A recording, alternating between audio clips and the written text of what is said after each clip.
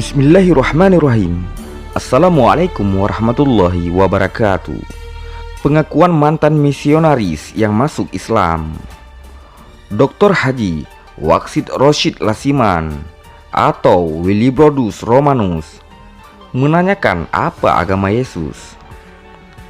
Setelah melakukan berbagai penelitian dan diskusi yang panjang tentang kebenaran baik dengan tokoh Katolik maupun Islam, Lasiman, mantan misionaris yang juga tetangga dari Bahmijan yang tinggal di dekat Gunung Merapi, Yogyakarta itu, akhirnya mengucap syahadat. Ia pun berusaha untuk mengembalikan mereka yang pernah dimurtadkannya. Kata Lasiman, "Aku dulu seorang penganut Katolik. Nama kecilku Lasiman.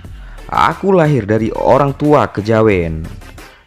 Namun, sejak kecil dididik secara formal di sekolah Katolik, di samping gereja di Sleman, Yogyakarta. Aku pun mendapat pendidikan agama Katolik. Alhasil, aku jadi penganut Katolik.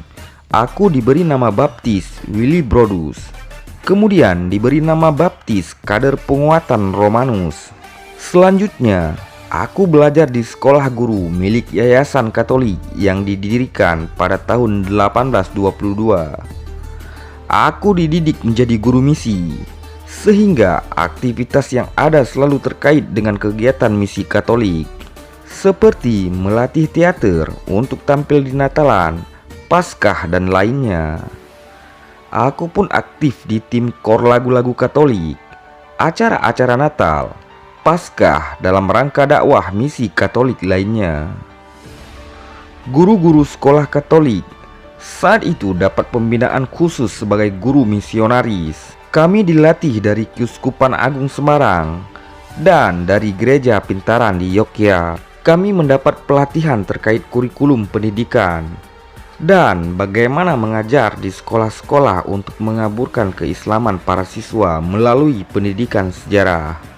Kami diajarkan bahwa yang menyebarkan agama Islam di Indonesia itu bukan hanya 9 wali, tapi 10 wali yang salah satunya itu Syekh Siti Jenar.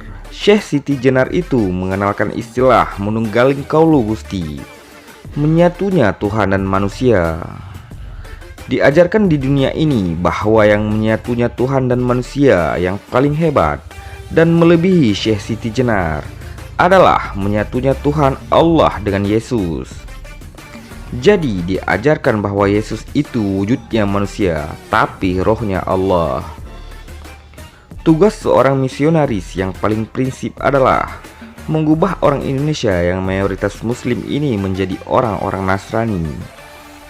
Salah satunya itu melalui lembaga pendidikan. Makanya wajar meski undang-undang Sisdiknas ini sudah diundangkan, tapi nyatanya belum dipraktekkan di Yayasan Katolik dan Kristen.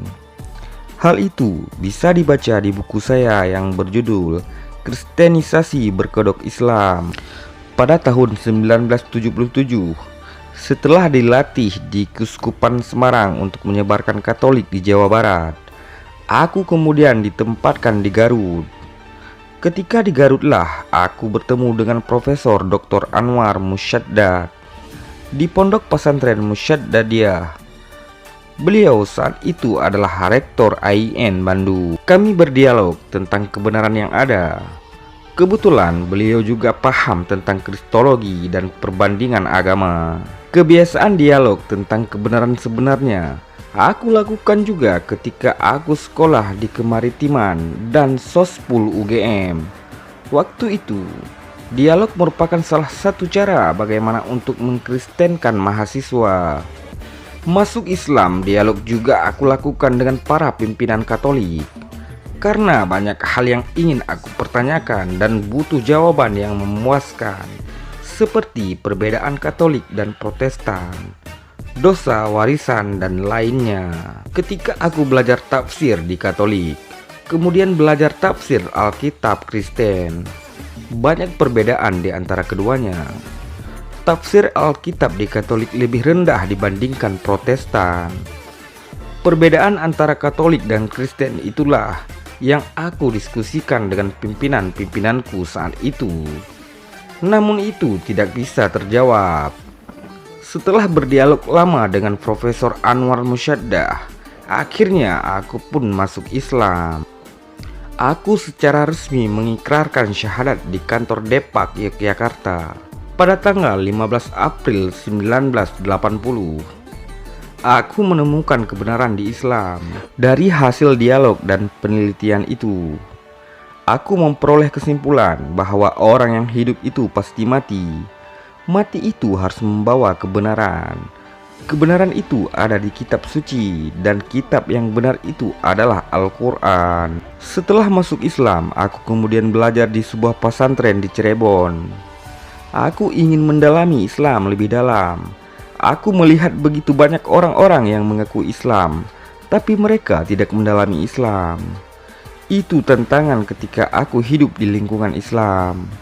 Aku ingin berislam secara ilmiah, karena memang aku sudah biasa terlatih seperti itu di sekolah misi Katolik.